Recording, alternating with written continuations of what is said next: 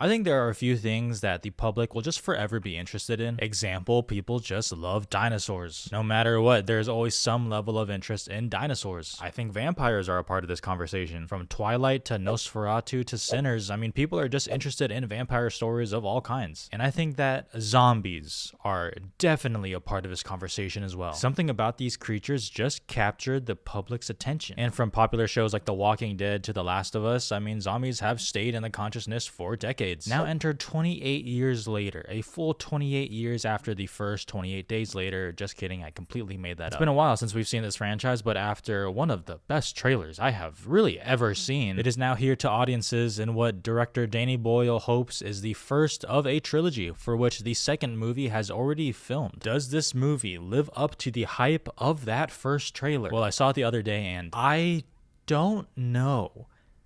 I'm very confused on this movie. This movie was much more different and quite frankly stranger than I thought it was going to be. Because I'll admit, I walked into this movie expecting a full-on, scary, entertaining, thrill-filled zombie feature from Danny Boyle, so I expected some creative choices as well. And you definitely get that, don't get me wrong. There are some great set pieces in this movie with some great zombie chases. And with Danny Boyle at the helm, along with the iPhone setup that this movie uses, it does make for some very interesting visual choices. Did I actually like those choices?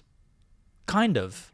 I guess so. I mean, it took me a while to really get into it, but once you do, it does make for some pretty fun moments. So the first act is a pretty standard hook to really get you in the movie, and the second act kind of started to drag for me. And the thrills of the whole zombie thing really started to calm down. And I was watching this movie and I was like, where is this going? And I feel like it turned into another movie because whereas the first part of this movie, or the first act, however you want to call it, is that entertaining, scary, horror-filled movie that you're probably expecting, it then turns into a very respectful, meditative look at life and death and a mother and son story that was very poignant. And I'm like, what?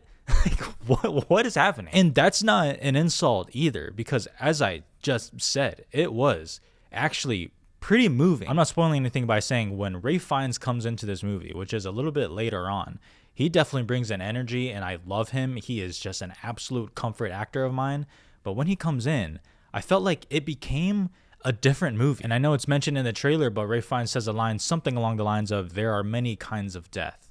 And to me, when I heard that in the trailer, I thought of, well, yes, he's talking about the zombies versus how us, normal people would normally pass away. But in the context of the movie, the line is used in a rather beautiful way. It is very strange. And the reason my face looks so confused is because I don't even know if I like this movie. I'm going to be totally honest. There are parts of it that I definitely do like, but I feel like I'm struggling between, did I like the zombie chase movie, or did I like this meditation on how peaceful life and death can be? And I find myself leaning towards the version of that introspective look on death itself. And when I watched that whole scene, it kind of recontextualized the whole movie, where now I'm thinking, do I need to go back and rewatch this whole movie? I'm completely rambling here, but I'm wondering if this was on me. Was I coming into this movie expecting just a very surface level thrill ride?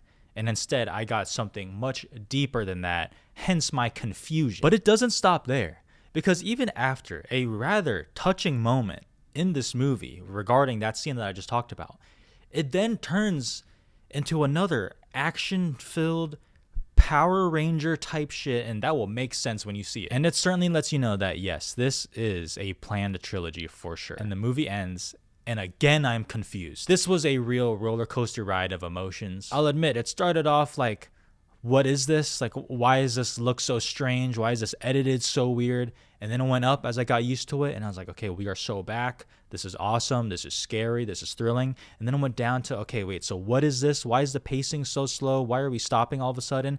And then it went way up there where I was like, why is this actually a very touching, reflective movie on what it means to die?